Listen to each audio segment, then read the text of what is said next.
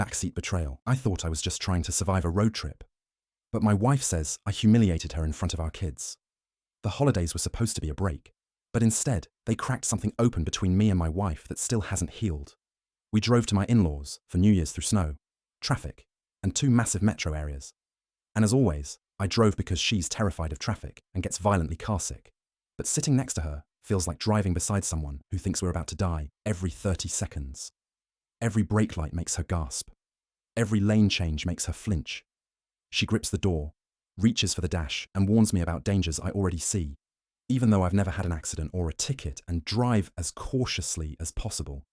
And when I try to explain how distracting and dangerous her reactions are, she turns it back on me, saying if I didn't drive like that, she wouldn't react that way.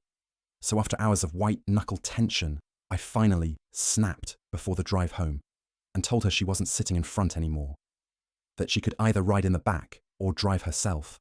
And she looked at me like I'd betrayed her, listing all the ways she'd feel sick and dizzy, refusing NyQuil, refusing to drive, until eventually, while our kids watched, she silently climbed into the back seat with our daughter and pouted the entire ride, while our son sat up front. And the cruel irony was the trip home was calm and easy.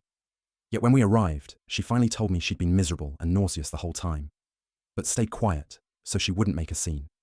Then said the words that still echo in my head, that I humiliated her, that I treated her like a child, that I chose my comfort over her pain. And weeks later, she's still angry. And I don't know how something as small as where someone sits in a car turned into something that feels this big.